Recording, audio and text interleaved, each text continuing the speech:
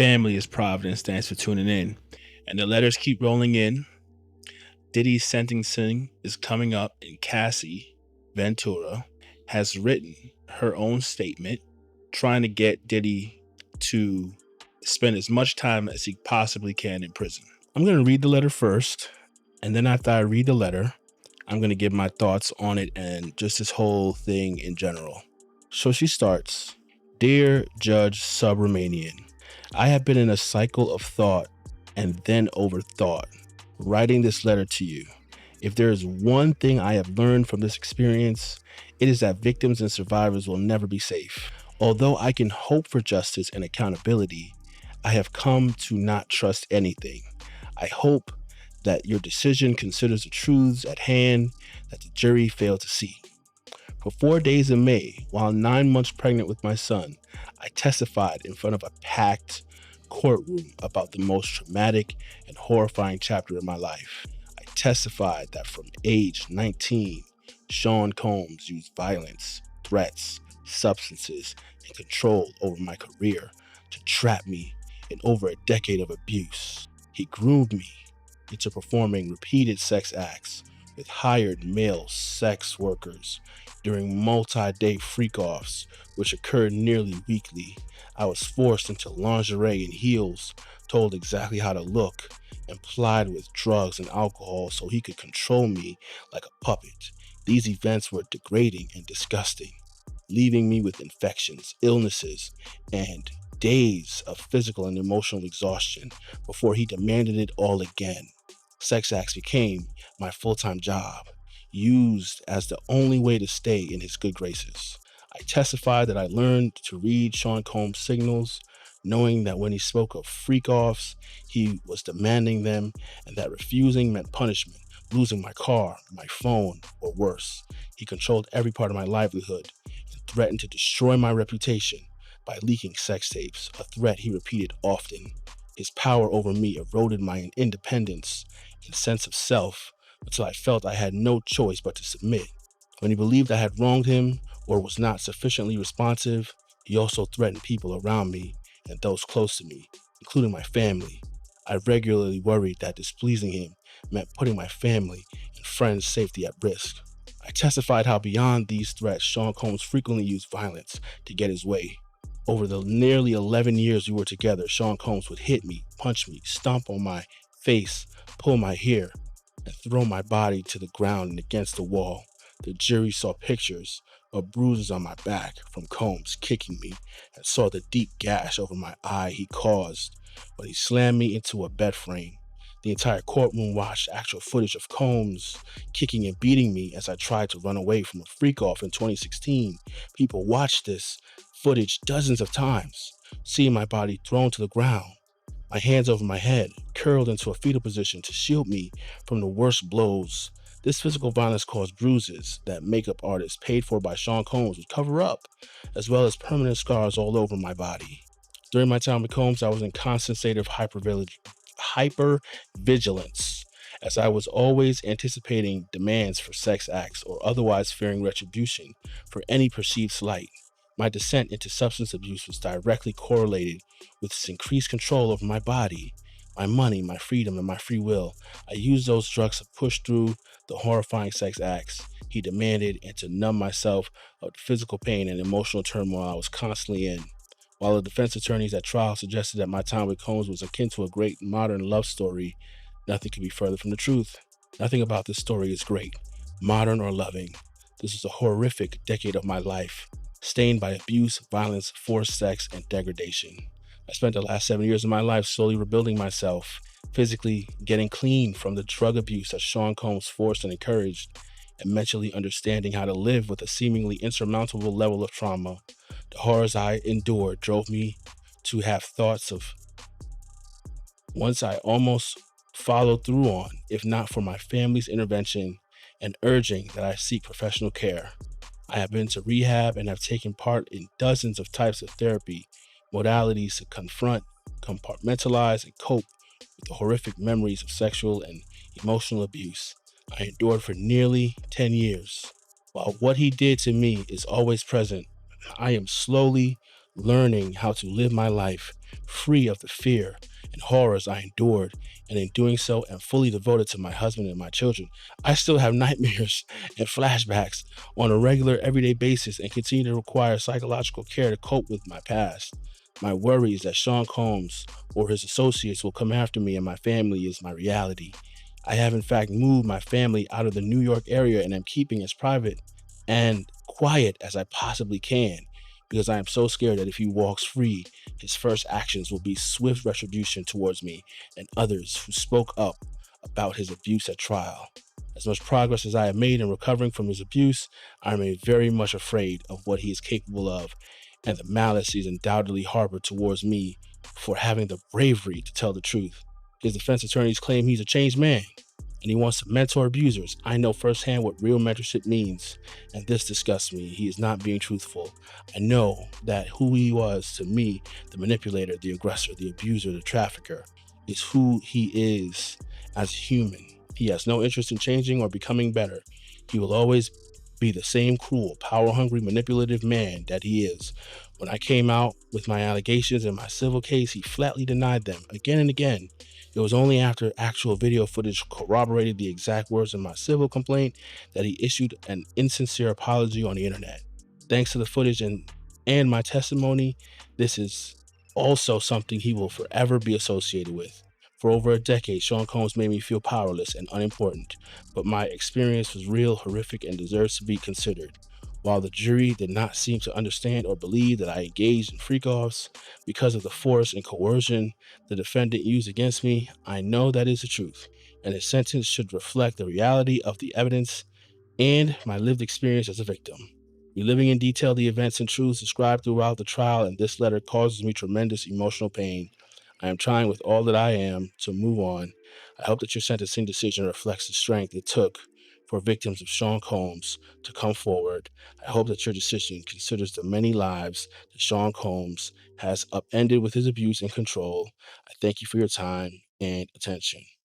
Cassie Ventura, fine. A couple videos ago, I did a reading of Carisha, aka Young Miami's letter, and I was critical of that letter because I try to read with a critical eye, and I'm going to do the exact same thing with Cassie's letter. I'm going to let everybody know right now, I'm not on anybody's side. I'm not on Diddy's side. I'm not on Cassie's side. I'm on the side of the truth. What is the truth? To be clear, was she abused? Yes. I think it's clear as day. No one can deny that Diddy abused Cassie, physically abused Cassie. We all seen the tape, and we know that this has happened throughout Diddy's relationships with various women. We know Diddy to be an abuser. There's no ifs, ands, or buts about that. But when it comes to the law and charges, people need to prove beyond reasonable doubt various charges. We can't go with, hey, I don't like this guy because he abused such and such physically. Therefore, we're going to find him guilty of sex trafficking or racketeering. That's not how it works. You got to prove each charge. If you say he's a sex trafficker, prove it. If you say he's a racketeer, prove it. A jury of 12 citizens examined the evidence and said, this man hired prostitutes. That's clear as day. But he did not sexually traffic Cassie, and he did not start some racketeering criminal organization like if he was Gotti or some mafia boss or something like that. Guy was not Tony Montana. That's what the jury found. Now, in my opinion, I completely agree with the jury. I listened to the trial and I said to myself, I came in with totally different expectations. When I first heard first read Cassie's lawsuit, I thought, man, this guy Diddy is guilty of everything in this lawsuit.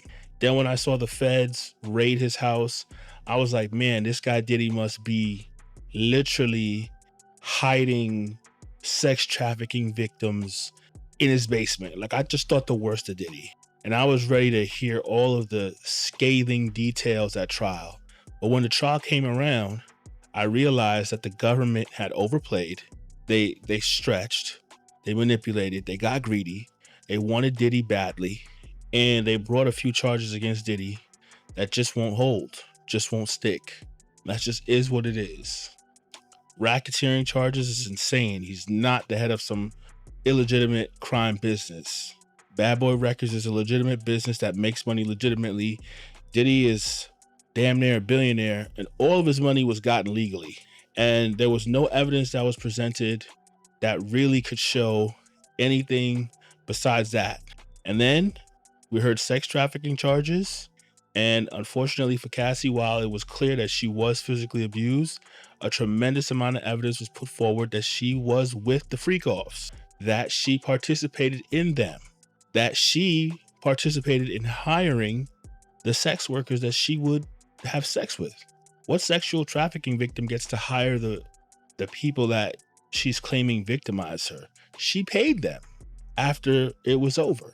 As a matter of fact, if you listen to there's a ton of interviews right now done by Vlad TV, Art of Dialogue, where they have gone over and spoken to these sex workers. They all said unanimously that Cassie was with the freak offs. They never felt that she was being forced or intimidated or anything like that. She was with it. As a matter of fact, some sex workers like Clayton Howard, and I would encourage you to look up Clayton Howard's interview with the Art of Dialogue. It's very clear.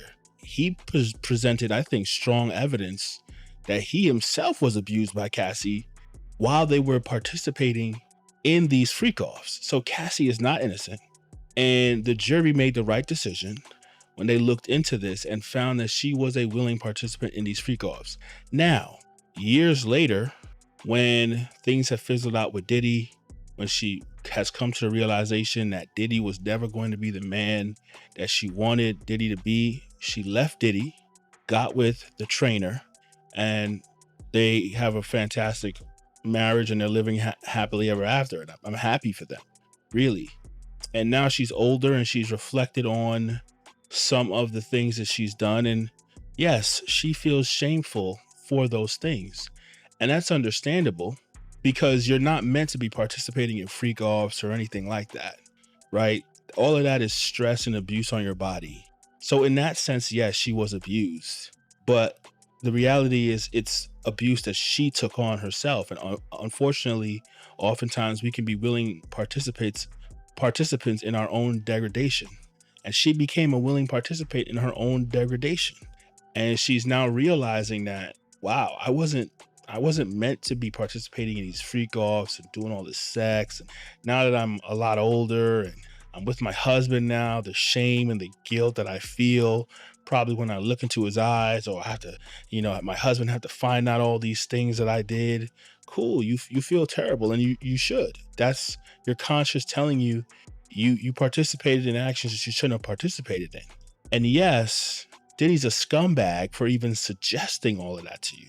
100%.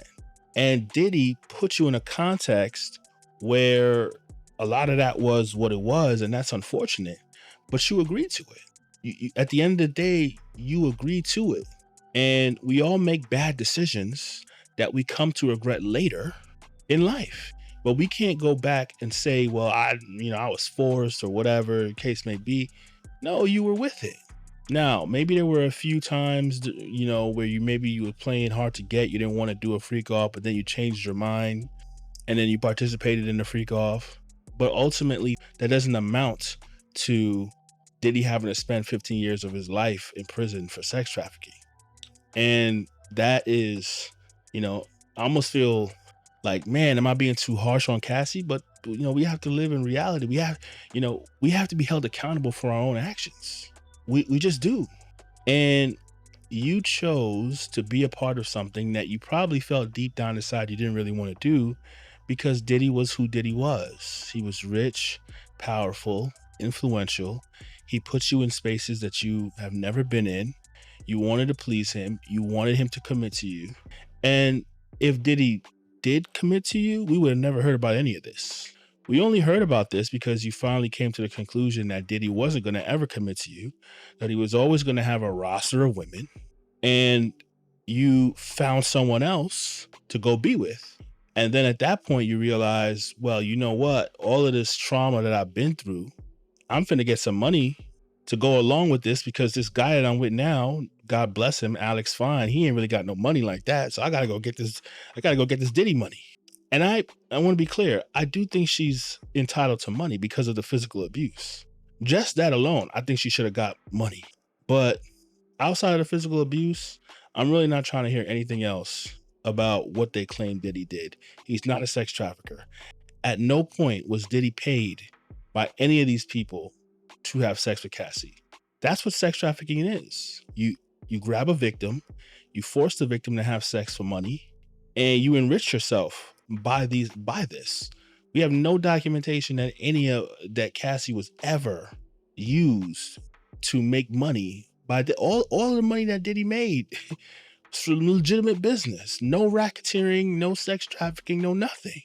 And so if you're a jury, you're looking at this and you're looking at text message after text message after text message of her saying, yeah, I want to freak off and I love to freak off and I want to be your freak and I want to, okay, like what's the jury going to do?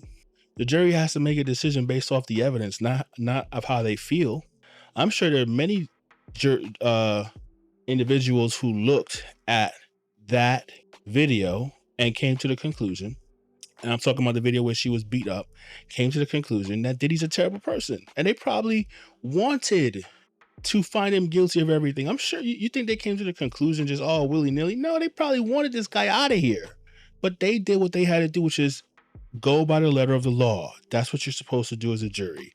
They examined the evidence and they said, look, we really don't have any strong evidence that you were being sexually trafficked by Diddy. And so that's the hard truth. And I feel like it bothered me, and it bothers me that I feel like I'm defending Diddy when I really don't want to be defending Diddy because he's a terrible person. And that's clear as day. But it also bothers me that the government could bring charges like this that they know isn't true. Listen, all those prosecutors, they're some of the brightest lawyers in the world. They knew that none of this is true. They knew Diddy's not no racketeer. They knew that. You think the federal government can't tell the difference between a crime boss and a legitimate business owner? They knew. And they tried to make various things stick. Well, the one time where he may, even though we don't have any evidence, like he took the Molotov and threw it at Kid Cudi's car, arson. Okay, he's also drug distribution. But we never found any kilos of any drugs, any distribution chain, but we're going to say he's distributing drugs if he passes an ounce of cocaine or something like that to his homie. Like when you have to resort to that type of argumentation, your case is weak. And no one should celebrate the government being able to bring crazy radical charges against you with no evidence. No one should celebrate that. Like people hate Diddy and they wanted to see Diddy go to jail for racketeering and sex trafficking, but you have to understand you're setting a precedent. If Diddy gets found guilty for RICO, you know what precedent that sets for how the government can now bend and twist and use a RICO? So they could say that if I am smoking weed and I pass it to my homie, now all of a sudden I'm distributing drugs and I'm some sort of, cartel, like I'm moving cocaine or something. Like, come on. Like, when you think about drug distribution, you know what you think about when the movies, when they open up the truck and you see thousands and thousands of pounds of kilos of cocaine. Like we know what drug distribution looks like. You passing off a piece of drugs to your homie ain't drug distribution. And that's what they tried to say. And we know that that's wild.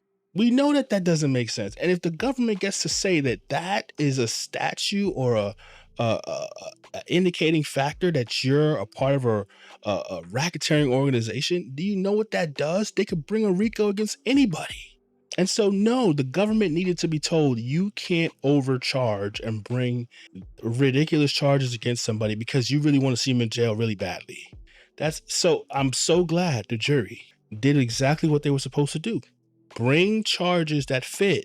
If you don't bring charges that fit, you will lose your case.